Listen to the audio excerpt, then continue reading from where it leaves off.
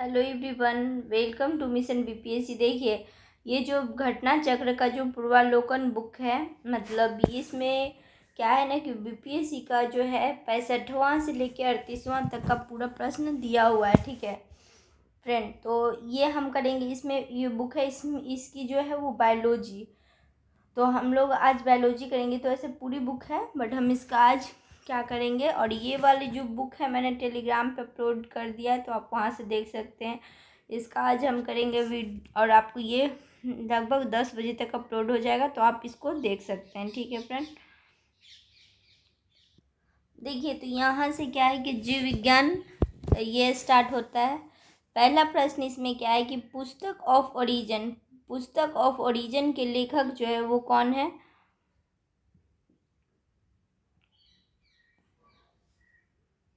पुस्तक of origin के लेखक कौन है? तो ये है डार्विन द्वारा लिखी गई है द पुस्तक ऑफ ओरिजिन। और चार्ल्स डार्विन ने इंग्लैंड में जैव विकासवाद थे। ठीक है, ये इंग्लैंड के क्या थे? जैव विकासवाद थे, यानी साइंटिस्ट थे जिन्होंने जैव विकासवाद में काम कर रहे थे। तो इनका बुक है द ओरिजिन ऑफ स्पीसीज। याद रखिएगा friend, the origin of species,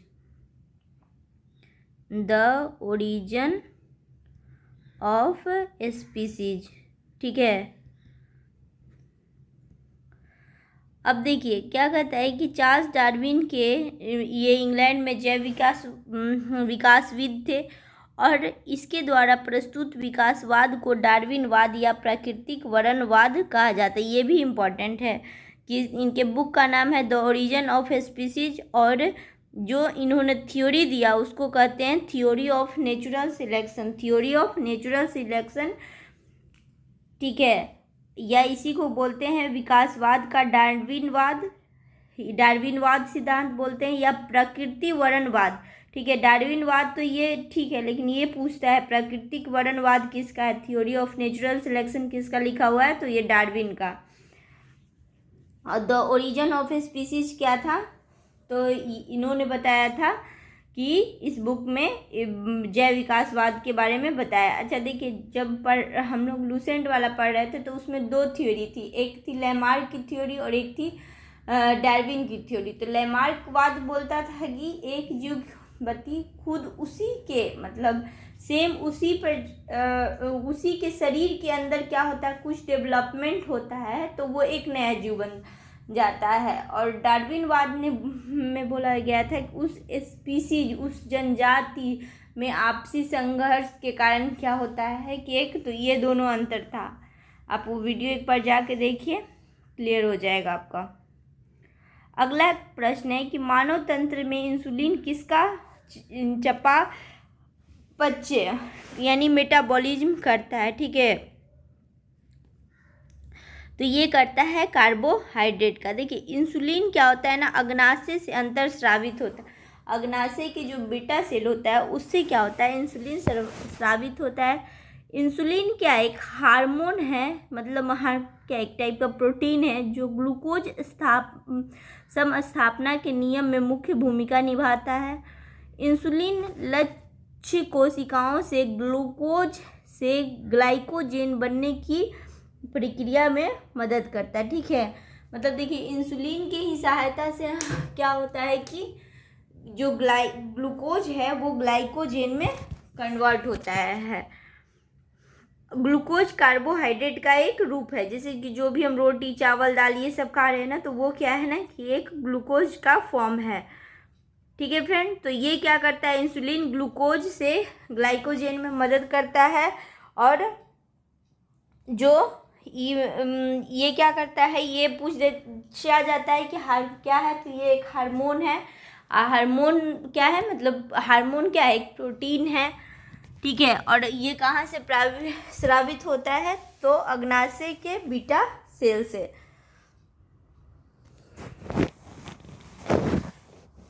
देखिए अगला प्रश्न क्या है कि निम्न में से एंटीबायोटिक है। ठीक है, तो देखिए पेनिसिलिन है, एस्प्रिन, पैरासीटामोल, सल्फाडाइजिन है इसमें ऑप्शन दिया हुआ। देखिए फ्रेंड, ये जो प्रश्न है ना, देखिए ऐसा क्वेश्चन पूछा जाएगा। ये एक प्रश्न देखिए 2017 में पूछा है, और भी ऐसा प्रश्न पूछा है, कुछ दवा का नाम बता दिया है, पूछा है कि ये क्या है, ठीक है। तो इसका एक अलग वीडियो हम बना के डाल देंगे कि क्या क्या, जैसे बैक्टीरिया से रिलेटेड क्या है वायरस से, इस प्रश्न के एनालिसिस पे कि और क्या संभावित प्रश्न हो सकते हैं। तो देखिए पेनिसिलिन है तो ये प्रतिजैविक है, जैसे कि पेनिसिलिन का आप सुने होंगे कि एंटीबायोटिक के रूप में यूज किया था पेनिसिलिन नामक वैज्ञानिक ने, ठीक है।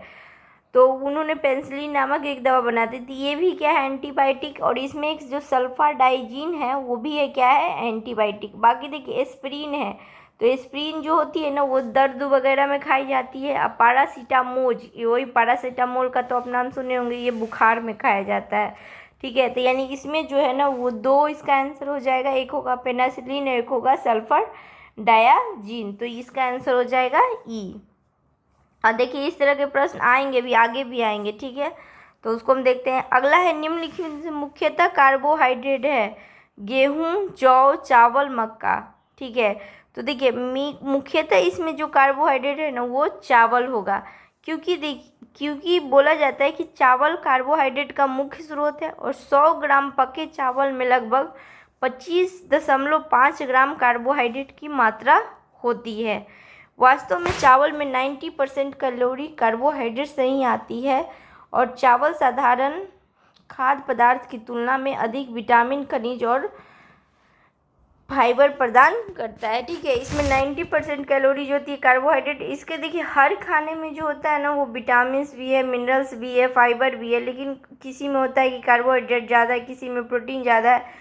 तो इसका कहा जाता है कि जब 100 ग्राम यदि आप चावल खाते हैं तो लगभग 25.5, मतलब मान लीजिए 25.5 ग्राम आपको क्या मिल रहा है कार्बोहाइड्रेट मिल रहा है, और 90% कैलोरी कार्बोहाइड्रेट से ही आती है, ठीक है। अब देखिए ये है कार्बोहाइड्रेट, तो इस कार्बोहाइड्रेट, प्रोटीन, ये सब से भी प्रश्न पूछे जाते हो, तो उसको करना अभी जैसे ही एक वीडियो समाप्त होगा तो मैं बता दूंगी उसके एक चैप्टर वाइज ना एनालिसिस करके, जैसे मैंने 66 का जो बीपीएससी का जब प्रीवियस ईयर करवाया था तो उसमें मैं बहुत अच्छा से डाल दी हूँ, तो वैसे ही इसका भी अभी हम करके डाल देंगे, ठीक है। अगला है कीट संवर्धन क्या है। तो कीट संवर्धन क्या है, कीटों में वृद्धि करने के विज्ञान को क्या बोलते हैं, कीट संवर्धन कहते हैं। अच्छा फ्रेंड देखिए एक चीज़ है, जैसे देखिए कीट संवर्धन क्या है, तो कीट संवर्धन कीटों जैसे कि मान लीजिए केचुआ की वृद्धि करने का विज्ञान है, ठीक है। इसको हम लोग बोलते हैं इटीमोलॉजी।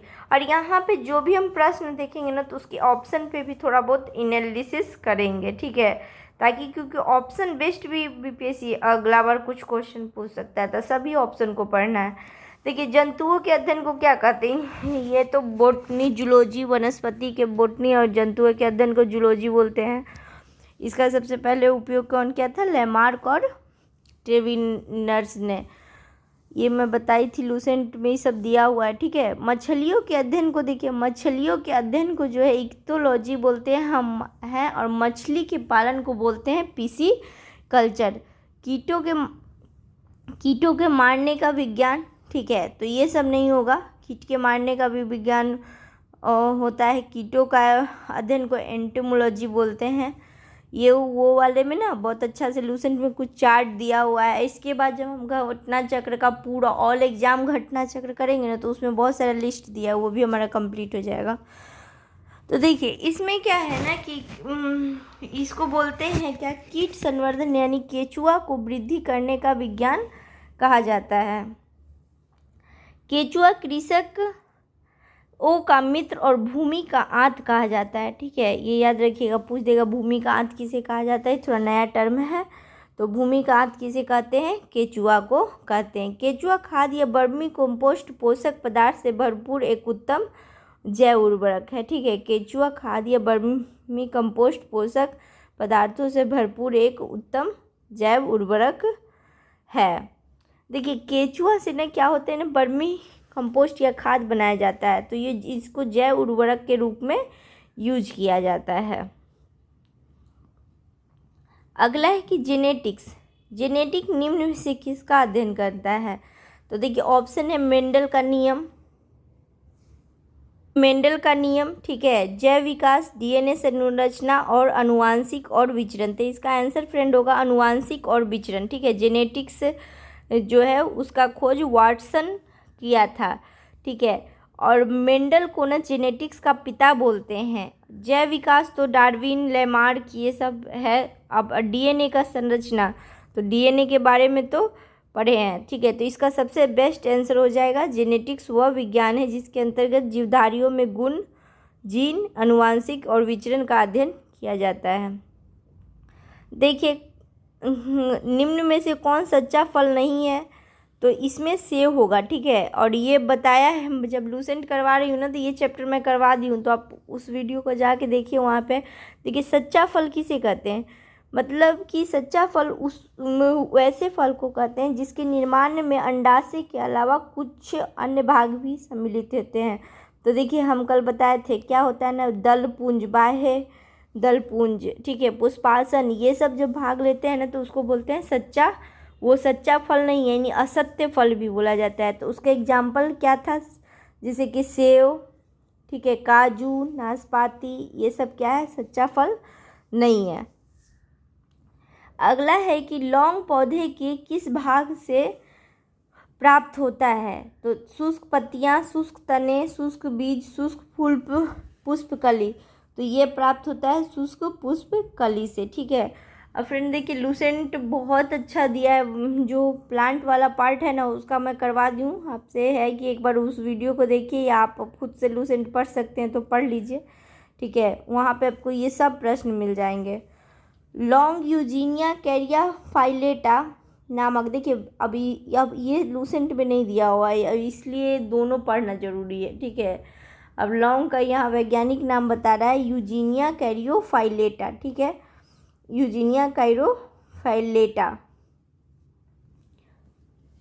नामक मध्यम कद वाले सदाबहार वृक्ष की सूखी हुई पुष्प कलिका है, ठीक है। क्या होता है, वो सूखी हुई पुष्प कलिका होता है लौंग। देखिए फ्रेंड एक यूट्यूब से वीडियो मैं निकाली हूँ, उस वीडियो को आप भी देखिए। इसमें कैसे इसमें दिखाया गया कि लौंग का फूल, पेड़, तो मुझे अच्छा लगा कि मैं आपको बताऊँ, तो ये वाला वीडियो आप देखिए।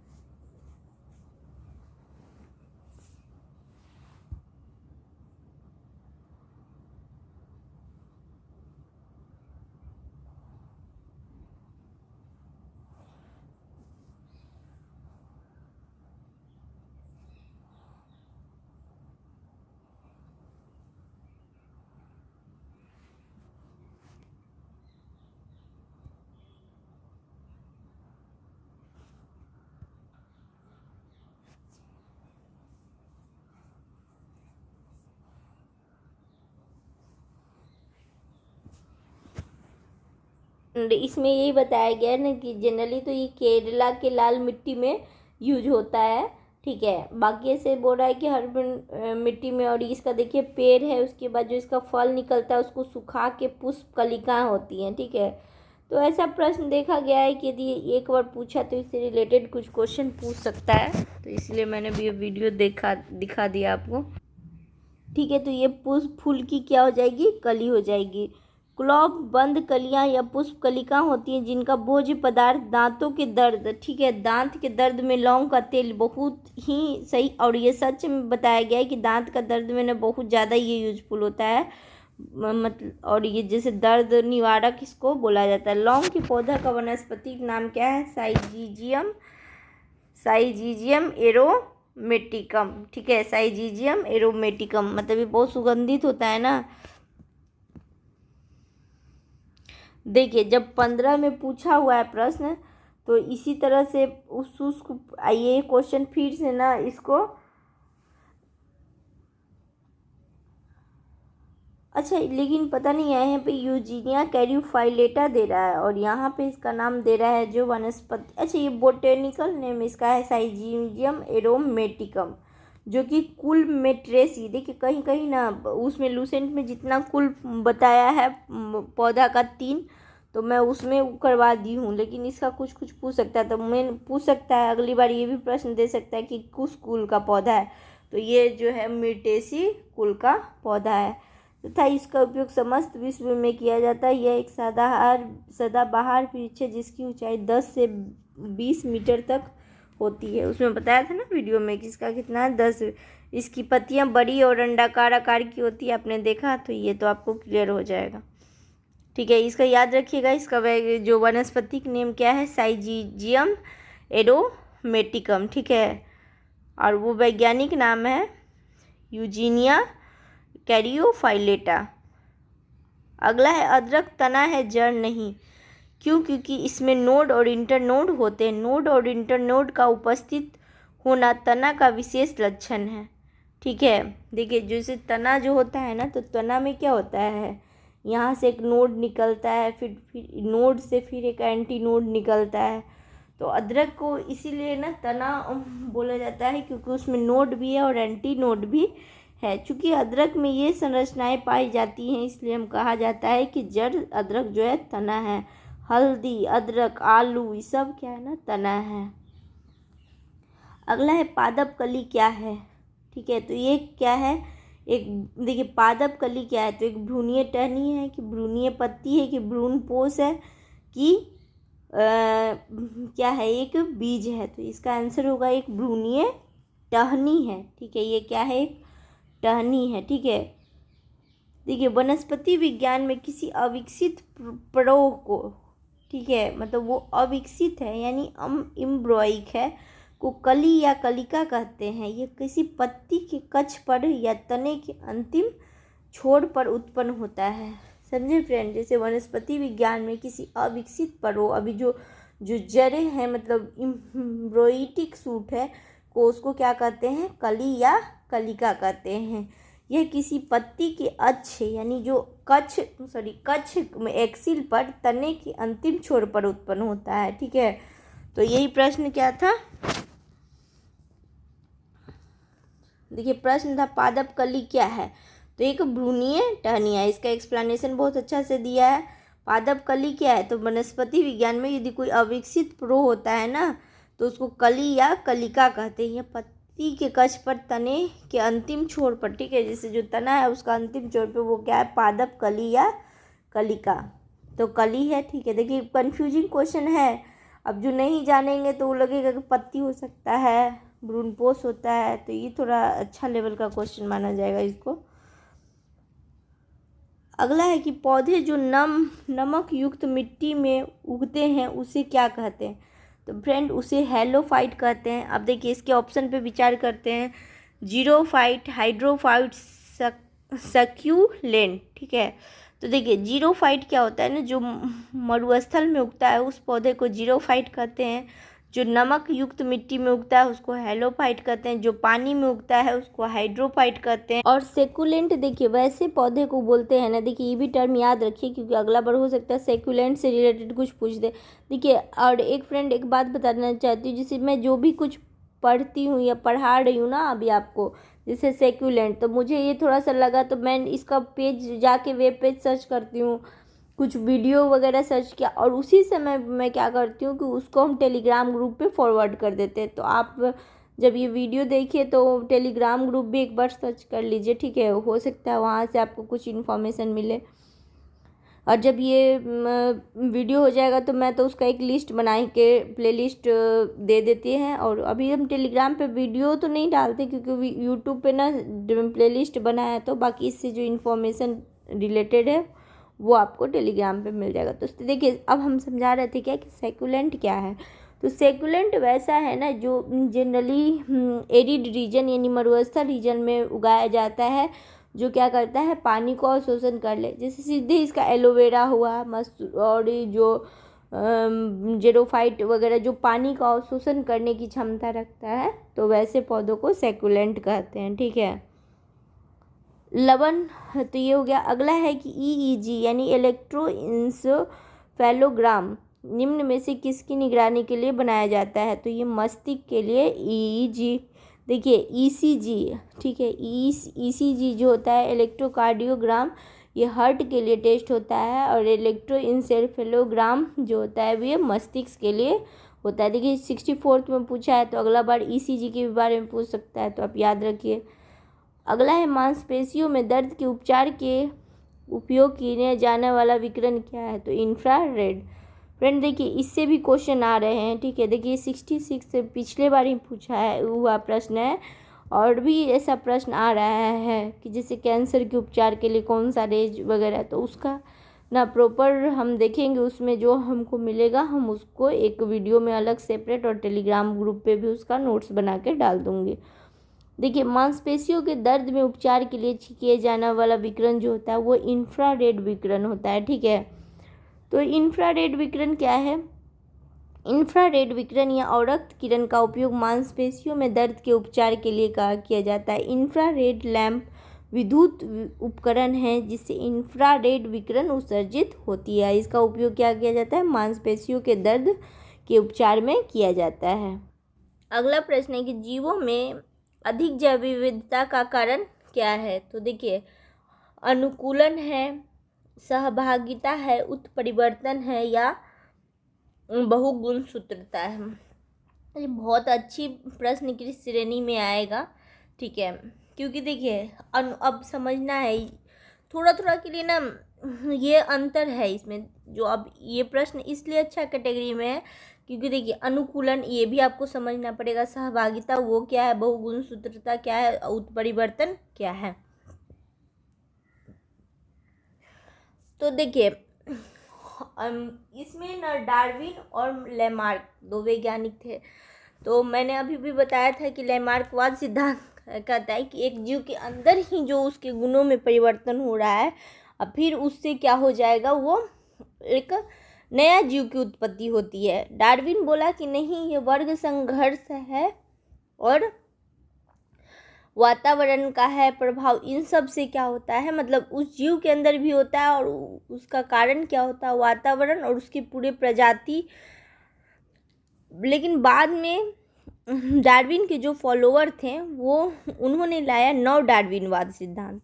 आइए फ्रेंड देखिए लूसेंट का जो मैं अभी सीरीज करवा रही हूँ उसमें बहुत अच्छा तरह से ये इस कॉन्सेप्ट को दिया हुआ है। ठीक है, देखिए 2015 का ये प्रश्न है, लेकिन लूसेंट बहुत पहले ही से इस बुक में ये डाला है। ठीक है, और प्रश्न पूछा गया 2015 में, यानी प्रश्न वहीं से आ रहे हैं। तो देखिए अब इसको समझना है पहले। तो वैज्ञानिकों का वह समूह जिसने प्रकृतिवाद के सिद्धांत को आधुनिक रूप दिया। ठीक है, जो नेचुरल सिलेक्शन थ्योरी था डार्विन का, ठीक है, तो उन्होंने उसको नव डार्विनवाद कहते हैं। और आधुनिक नव डार्विनवाद के अनुसार जीनों में साधारण परिवर्तन के उपरांत नए जीव बनते हैं जिससे उनमें विभिन्नताएं बढ़ जाती है। ठीक है, और इन परिवर्तन को उत्परिवर्तन कहते हैं। ये परिवर्तन स्पष्ट वंशागत होता है तथा पीढ़ियों में वर्ण द्वारा नई प्रजातियों की उत्पत्ति होती है। देखिए तो जैसे कि जब डार्विन के फॉलोवर बोले तो बोले नहीं, जैसा डार्विन कहते हैं वैसा तो है, लेकिन ये कैसे होता है, तो ये उत्परिवर्तन हो जाता है, और ऐसा संभव तभी है जब उसमें उत्परिवर्तन हो और फिर वो नई जीव की उत्पत्ति होती है। जैसे देखिए अभी बहुत अच्छा सा एक म्यूटेंट समझ में आ जाएगा। ठीक है, और एक म्यूटेंट मूवी भी है हॉलीवुड को, तो आप उसको देख सकते हैं, तो आपको ये समझ में आएगा कि होता है आखिर कैसे। ठीक है, उसमें बहुत अच्छी मूवी है। और उसमें देखिए उत्परिवर्तन क्या होता है ना, जैसे अभी कोरोना वायरस को लेके देखिए 2-3 साल में क्या हो रहा है, कोरोना का अलग अलग वेरिएंट आ रहा है। जैसे ओमिक्रॉन हुआ, फिर उसका सेकेंड फेज का वेरिएंट, और फिर अगला साल भी वो कोरोना क्या करेगा, अपना रूप को परिवर्तित करेगा। जैसे जो अभी इस साल वाला जो कोरोना है उतना मतलब उसका वेरिएंट वो कमज़ोर हो गया है, ठीक है। और लेकिन वही जो फर्स्ट फेज के कंपैरिजन में सेकेंड फेज का जो कोरोना वायरस था वो बहुत ही स्ट्रॉन्ग था, ठीक है। तो ये क्या करता है ना, अपने आप में जो चेंज करता है और एक नया जीव की उत्पत्ति होती है जिसको बोलते हैं उत्परिवर्तन। तो ये अच्छी प्रश्न थी। अगला देखिए क्वेश्चन नंबर 16, मेंडल के आनुवंशिकता के सिद्धांत किस पर आधारित है, ठीक है। ये भी प्रश्न है। देखिए मेंडल को आनुवंशिकता का पिता बोलते हैं, ठीक है, फादर ऑफ जेनेटिक्स। तो इनका जो है ना वो लैंगिक जनन पर आधारित है। डीएनए का खोज किसने किया था, तो डीएनए का खोज जो है, देखिए इसको भी अच्छा से समझिए। यह गलत धारणा है कि डॉक्टर जेम्स वाटसन और फ्रांसिस किक और MHF विल्किंसन और फ्रैंकलिन नामक वैज्ञानिक ने डीएनए का खोज किया था। वस्तुतः इन वैज्ञानिकों ने एक्स-रे विश्लेषण द्वारा 1953 ईस्वी में डीएनए को कुंडलीकार विन्यास प्रस्तुत किया था, ठीक है। डीएनए की सर्वप्रथम पहचान जो है 1869 में स्विस के रसायन शास्त्री थे फ्रेडरिक मिस्चर, ठीक है। याद रखिएगा ये जो नाम है ना फ्रेडरिक मिस्चर, तो ये इम्पोर्टेंट है, ठीक है। फ्रेडरिक मिस्चर 1869 में ही इन्होंने डीएनए के बारे में बताया था। फ्रेडरिक ने इसे न्यूक्लियन कहा था। जब उस समय खोजा था तो इन्होंने क्या कहा था, न्यूक्लियन। बाकी देखिए वाटसन क्रीक जो है ना इन्होंने थ्योरी दिया कोशिका सिद्धांत, डीएनए का क्या किया, कोशिका सिद्धांत का तो थ्योरी आप पढ़े हैं। बाकी देखिए इन्होंने एक्सरे के द्वारा इसको देखा था 1953 में। और भी वाटसन क्रीक या विल्किंसन फ्रैंकलिन ये सब वैज्ञानिक जो थे वो उन्होंने देखा था। अगला है कि जीव कोशिकाओं में आनुवांशिक लक्षण के नियंत्रण में निम्नलिखित में से कौन सा उत्तरदायी है, ठीक है। तो देखिए एंजाइम है, हार्मोन है, आरएनए है या डीएनए। तो अब डीएनए, ठीक है, डीएनए ही क्या करता है ना, एक गुण से डीएनए में जीन पाया जाता है और जीन क्या होता है गुणसूत्र के द्वारा ये ट्रांसफर होता है। तो डीएनए जो होता है आनुवांशिक लक्षण, जैसे यदि देखते एक बच्चा का फेस का कटिंग उसके मदर फादर ये सबसे मिलता है, तो डेट इज ये आनुवांशिक लक्षण है। यकृत और मांसपेशियों में ऊर्जा जमी होती है, कहाँ जमी होती है, तो ग्लाइकोजेन में। ये भी इम्पोर्टेंट है, ठीक है। क्या करता है हम पढ़ा था ना, इंसुलिन जो होता है वो ग्लूकोज को ग्लाइकोजेन में कन्वर्ट करता है। फिर वो ऊर्जा क्या इसमें जमी होती है, लीवर और मांसपेशियों में जो ऊर्जा है वो किस रूप में बनी है, जमी है, तो कार्बोहाइड्रेट के रूप में नहीं बल्कि वो ग्लाइकोजेन के। शरीर की कोशिका को कार्य करने के लिए ऊर्जा की आवश्यकता होती है, अतः ऊर्जा शुगर वसा प्रोटीन की रासायनिक क्रिया से प्राप्त होती है। शुगर शरीर में ग्लूकोज में परिवर्तित हो जाती है जो एक सरल शर्करा है। यह अवशोषित होकर रक्त में विभिन्न अंगों ऊतकों तक पहुंचती है। यकृत मांसपेशियों में मुख्यतः ग्लूकोज या ग्लाइकोजेन के रूप में जमा होता है।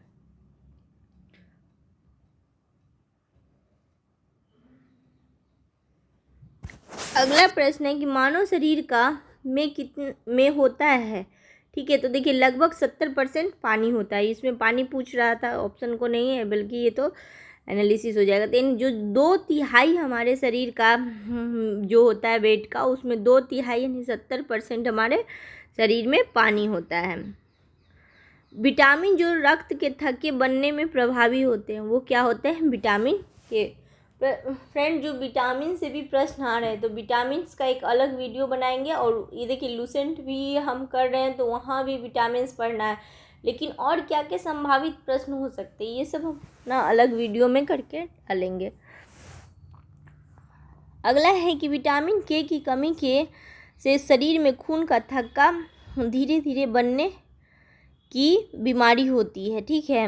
जैसे यदि विटामिन के की कमी हो जाएगा ना तो शरीर का जो होता है खून का थक्का बनता ही नहीं है। यदि एक बार कट गया तो आपका वो फ्लो होते रहेगा। इस विटामिन को रुधिरस्राव रोधी पदार्थ यानी एंटी हीमोरहेजिक कहते हैं, ठीक है।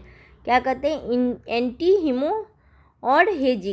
हीमोरहेजिक। इसकी कमी वाली व्यक्ति को ऑपरेशन आसानी से नहीं किया जाता है क्योंकि रुधिर बह जाने का डर रहता है। ठीक है, इस विटामिन को क्या कहते हैं, रुधिर स्राव रोधी पदार्थ। निम्नलिखित में से कौन सा विटामिन प्रति स्कंदक विष में प्रति विष प्रतिकारक के रूप में पाया जाता है। अब देखिए के से जो है प्रश्न 16 में पूछा था, उसी आधार पर 20 वाला तो थोड़ा इजी ही पूछा है, बट विटामिन के से 16 में भी प्रश्न पूछा है। तो क्या पूछा था उसमें, प्रति स्कंदक विष के प्रति विष, यानी जो देखिए जो विष होता है ना उसको मतलब इनएक्टिवेट करने के लिए जो प्रति विष प्रतिकारक के रूप में कौन सा यूज किया जाता है, तो विटामिन के। प्रति स्कंदक विषों के प्रति विष प्रतिकारक के रूप में विटामिन के का प्रयोग किया जाता है। इस विटामिन को रुधिर स्राव रोधी पदार्थ यानी एंटी हीमोरहेजिक फैक्टर कहते हैं। इसकी कमी वाले व्यक्ति को ऑपरेशन आसानी से नहीं हो सकता क्योंकि रुधिर बह जाने का खतरा होता है। उसी बात को रिपीट किया है यहाँ। ये अच्छा था कि इसको क्या बोलते हैं, एंटी हीमोरहेजिक फैक्टर कहते हैं। अगला है, निम्नलिखित में से किस विटामिन को ऑर्गो कैल्सीफिरोल कहते हैं। ठीक है, तो देखिए फ्रेंड इसका आंसर D2 होगा। ठीक है, एक अलग वीडियो बनाएंगे जिसमें हर का क्या होगा ना रासायनिक नाम आपको और उससे क्या क्या प्रश्न बन सकते हैं वो हम विटामिन वाला में कर लेंगे। तो देखिए विटामिन डी को ऑर्गो कैल्सीफिरोल कहते हैं, ठीक है, और D3 को शायद टोको कैल्सीफिरोल कहते हैं। तो वो तो आ जाएगा उसमें। ठीक है, अभी इस लेने के टाइम हाँ नहीं, और देखिए टोको नहीं कोली कैल्सीफिरोल कहते हैं। ठीक है, देखिए यहाँ एक्सप्लेनेशन दे रहा है, विटामिन D2 को ऑर्गी कैल्सीफिरोल कहते हैं जबकि विटामिन D3 को क्या कहते हैं, कोली कैल्सी। विटामिन डी का वह प्रकार है जो मुख्यतः भोजन व आहार अनुपूरक के रूप में मनुष्य को प्राप्त होता है। मुख्य रूप से भोजन में यह मक्खन,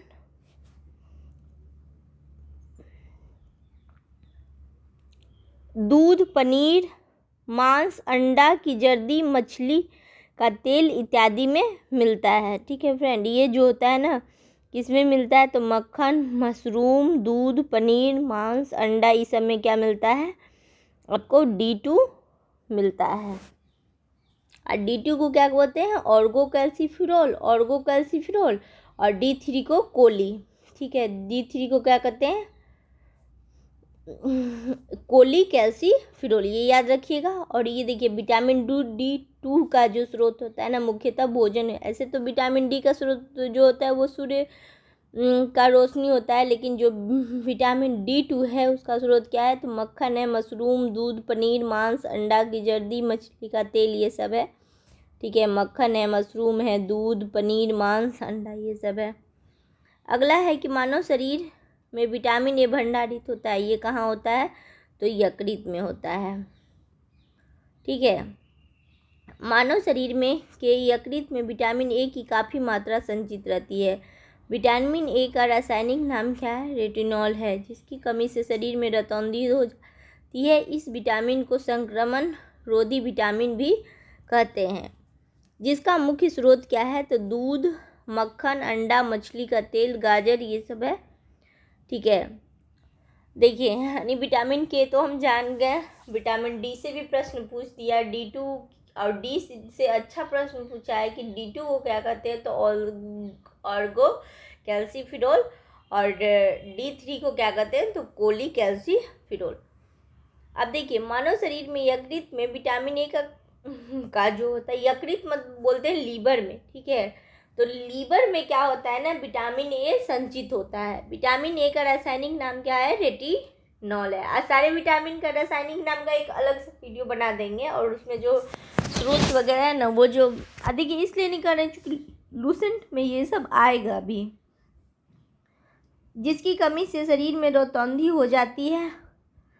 देखिए ये इम्पोर्टेंट है, यहाँ पे ये याद रखिएगा, इसको संक्रमण रोधी कहते हैं। ठीक है, इसको क्या कहते हैं, संक्रमण रोधी विटामिन। निम्न में से कौन सा युग्म सही सुमेलित नहीं है? तो देखिए रेटिनॉल, जीरोएफ्थेल्मिया, ठीक है, यानी कि देखिए विटामिन बी के कमी के कारण ये आँख की एक बीमारी है जीरोएफ्थेल्मिया, तो ये सही है। टोकोफेरोल, देखिए टोकोफेरोल विटामिन ई को का रासायनिक नाम है और बेरी जो होता है विटामिन बी की कमी के कारण होता है, इसलिए यही वाला जो होगा क्या होगा, गलत होगा। साइनोकोबाल्मिन जो होता है रक्त अल्पता, ये बिल्कुल सही है। और ऑर्गिकोल्सिफेरोल तो D2 आपने पढ़ा डिकेटस, तो ये सही है। अब देखिए कहता है ना रेटिनॉल विटामिन ए की कमी से होता है जीरोफ्थेल्मिया रोग होता है, ठीक है। और साइनोकोबाल्मिन जो होता है ना वो विटामिन B12 को कहते हैं, ठीक। तो इसकी कमी से क्या होता है, रक्ताल्पता होता है। और विटामिन D3 को ऑर्गोकैल्सिफेरोल की कमी से बच्चे में क्या होता है, ये रिकेटस नाम की रोग होती है। विटामिन B1 यानी जो है ना बेरी होता है, अर्थात थायमिन की कमी से होता है, ठीक है। विटामिन B1 को बोलते हैं थायमिन, इससे बेरी न कि टोकोफेरोल, तो ये तो मैंने बता दी, ठीक है। विटामिन B1 जो होता है उसकी कमी से बेरी और ऑर्गोकैल्सिफेरोल को D2 बोलते हैं, उसके क्या होता है रिकेटस, तो ये भी बिल्कुल सही है। और देखो साइनोकोबाल्मिन जो है ना, साइनोकोबाल्मिन विटामिन B12 को कहते हैं, तो B12 के कमी के कारण रक्ताल्पता होता है, ठीक है, मतलब कि हीमोफिलिया कम हो जाता है रक्त। विटामिन B12 की कमी के कारण क्या होता है, रक्ताल्पता, यानी हीमोफिलिया भी इसको बोलते हैं। अगला है निम्नलिखित में से किस युग में सही सुमेलित नहीं है? तो देखिए विटामिन B1 संतरा है, विटामिन D जो है वो कॉड यकृत तेल है, विटामिन ई जो है अंकुर गेहूं अंकुर तेल है, विटामिन के जो है वो अल्फा है, ठीक है। तो क्या होगा कि देखिए कौन सही सुमेलित नहीं है तो इस देखिए विटामिन B1 संतरा, देखिए सूर्य का प्रकाश का जो कॉड तेल होता है विटामिन D का समृद्ध स्रोत है, ठीक है, तो ये तो सही है। गेहूं जो अंकुर तेल होता है उसमें विटामिन ई का प्रमुख स्रोत है, जबकि जब अल्फा में विटामिन के प्रचुर मात्रा में पाया जाता है और संतरा में क्या होता है विटामिन सी, इसमें B1 में बहुत कम मात्रा में पाई जाती है, तब विकल्प ये अभिष्ट उत्तर होगा। देखिए इसको प्रश्न कोई विटामिन B1 देखिए संतरा में बहुत कम होता है, तो ये तो हो जाएगा। विटामिन D जो होता है कोल्ड यकृत वाले नहीं में होगा, ई सही है और के जो है वो सही है, तो इसका आंसर 2 गलत है, यानी ई हो जाएगा, ठीक है फ्रेंड। देखिए फ्रेंड ये मेरे अनुसार तो जानते हैं ये आंसर ज़्यादा सटीक है, क्योंकि जो कॉड यकृत तेल होता है ना उसमें भी जो है वो विटामिन D जो है वो सही दे रहा है, लेकिन इसको BPSC जो है बी को भी गलत माना था क्योंकि सूर्य का प्रकाश, ठीक है, तो ई किया था इसका आंसर सही। अगला प्रश्न देखते हैं, जिस विटामिन में कोबाल्ट होता है उसको क्या कहते हैं? तो विटामिन B12, और इसका रासायनिक नाम क्या होता है? साइनोकोबाल्मिन, ठीक है। देखिए 8 में प्रश्न पूछा था और फिर प्रश्न दे रहा है इसका, ठीक है, 16 में भी। तो ये देखिए इस तरह पता चलता है कि प्रश्न जो है ना इसमें BPSC रिपीट करता है। विटामिन B12 वृद्धि के लिए क्या होता है? आवश्यक होता है। इसकी कमी से तंत्रिका तंत्र की कार्यकी में गड़बड़ उत्पन्न होता है, ठीक है। विटामिन B12 जनरली जो बादाम वगैरह होता है ना उसमें बहुत ज़्यादा पाया जाता है। कार्यकी में विटामिन B12 के मुख्य स्रोत है मांस, ठीक है, मछली, यकृत, दूध, पनीर, ये सब तो है ही, और बादाम भी है। आंत के जीवाणु भी इसका संश्लेषण करते हैं, और जो हमारे जो इंटेस्टाइन में जीवाणु है वो भी इसका क्या करते हैं? संश्लेषण करते हैं। एक स्वस्थ वयस्क मनुष्य में रक्त का कुल कितना परिमाप होता है? तो 5 से 6 लीटर। ये इजी क्वेश्चन था। रक्त एक तरल संयोजित ऊतक है। यह रक्त वाहिनियों के अंदर विभिन्न अंगों में नियमित रूप से गतिशील रहता है। मनुष्य के शरीर में रक्त की मात्रा शरीर के बाहर का लगभग 7 से 8% होती है, ठीक है। जितना हमारे देखिए 70% तो हमारे बाहर का पानी होता है, और जितना हमारा शरीर होता है उसके बाहर का जो होता है 7 से 8% जो होता है रक्त होता है। अतः 70 किलोग्राम मनुष्य के व्यक्ति में यदि 70 किलोग्राम भार वाला है तो उसके शरीर में 5 से 6 लीटर रक्त होगा, और उसके संपूर्ण शरीर का भाग का 1/13वां भाग। देखिए फ्रेंड, ये सब प्रश्न पूछ सकते हैं, ठीक है। 5 से 6 लीटर एक बार पूछा तो हो सकता है कि पूछ दे कितना भाग होता है, कितना, तो याद रखिएगा। उसके वेट का 7 to 8%, और यदि उस शरीर के भार का पूछे, ठीक है, तो ऐसे 1/13वां 1/13वां। देखिए फ्रेंड, जैसे देखिए 7 से 8 या 1/13 याद रखिए, जिसको 13×91 होता है ना, तो 7 से 8% के बीच होता है, तो परसेंटेज आप याद रखिए या 1/13 भाग। इनमें से रक्त दाब का मात्रक कौन होता है, तो ये प्रश्न बहुत ईजी है, स्पिग्नोमीटर। देखिए मनुष्य का जो औसत रक्तचाप होता है 120/80 होता है। धमनियों में रक्त दाब की दो, देखिए जो ये भी प्रश्न पूछा, धमनी जो होता है ना उससे रक्त दाब मापा जाता है। पहले को जो 120 है उसको सिस्टोलिक कहते हैं, और दूसरे को जो बोलते हैं इसको देखिए सिस्टोलिक मतलब प्रकुंचन दाब होता है, और डायस्टोलिक मतलब कि प्रसारण दाब होता है। सामान्य तौर पर प्रकुंचन दाब जो होता है वो 120 मिली एचजी तथा प्रसारण दाब जो होता है वो 80 मिली एचजी होता है, ठीक है। तो याद रखिएगा सिस्टोलिक डायस्टोलिक, इसी को बोलते हैं प्रकुंचन दाब और प्रसारण दाब। रक्तचाप को डॉक्टर स्पिग्नोमीटर मैनोमीटर द्वारा मापता है। अगला है कि वृक्क से प्रति मिनट औसत रक्त प्रवाह कितना होता है, तो 1200 सीसी होता है। देखिए ये भी प्रश्न अच्छा प्रश्न की श्रेणी में आएगा। वृक्क यानी कि जो किडनी होता है मानव शरीर का महत्वपूर्ण अंग है। इसका मुख्य कार्य रक्त की शुद्धि के साथ शरीर में से विषाक्त पदार्थों को मूत्र के माध्यम से बाहर निकालना होता है, ठीक है। मानव वृक्क प्रतिदिन लगभग 1500 लीटर रक्त की शुद्धि करता है। देखिए 500 से 6 लीटर तो होता है, ठीक है, लेकिन उसको बहुत मेनी टाइम्स फिल्टर करता है ना, एक बार बॉडी में गया फिर आया उसको चल रहा है तो 1500 लीटर, कितना अच्छा ये मशीन है। लगभग 1.5 लीटर मूत्र में तब्दील करता है, ठीक है। और वृक्क से प्रति मिनट 1200 सीसी रक्त प्रवाहित होता है। ये प्रश्न बहुत अच्छा प्रश्न है, ठीक है। यानी कि जो लगभग 1.5 लीटर 1500 लीटर रक्त की शुद्धि करता है, जब करता है ना तो उससे 1.5 लीटर जो क्या होता है मूत्र में तब्दील हो, जो विषाक्त पदार्थ है उसको निकालता है। अगला है कि इंसुलिन क्या है, तो ये बताए थे एक हार्मोन है, पहला ही प्रश्न था, ठीक है। तो ये प्रोटीन है, मतलब हार्मोन है, हार्मोन में भी क्या है प्रोटीन है। अब देखिए इंसुलिन के पार्ट में पढ़ते हैं। इंसुलिन पैंक्रियाज अर्थात अग्नाशय के अंतःस्रावी भाग लंगरहैंस, ठीक है, ये सब याद रखना पड़ेगा। लंगरहैंस की दीपिका की बीटा सेल से स्रावित होने वाला एक जंतु हार्मोन है, ठीक है।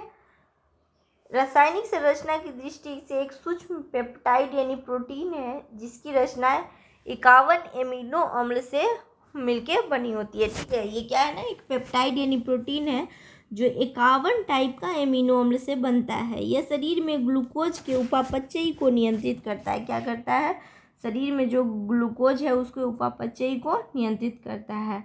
निम्न में से कौन सा हार्मोन है, ठीक है, तो ये इंसुलिन क्या है, ये हार्मोन है। देखिए क्या है, पेप्टाइड एक प्रोटीन है। अब प्रोटीन क्या होता है, बहुत सारे एमिनो अम्ल का कॉम्बिनेशन को हम लोग प्रोटीन कहते हैं। तो ये पेप्टाइड प्रोटीन है और 51 टाइप के एमिनो अम्ल से बनते हैं।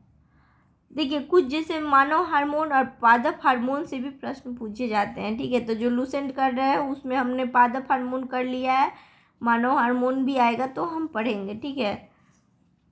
महिला सेक्स हार्मोन क्या है, तो एस्ट्रोजन क्या है, तो ये एक सेक्स हार्मोन है जिसका उत्पादन स्त्रियों के अंडाशय की ग्राफियन पुटिकाओं की थीका इंटरना की कोशिकाओं द्वारा यौनारंभ से लेकर रजोनिवृत्ति की आयु तक होता है, मतलब 45 से 52 वर्ष तक होता है, ठीक है।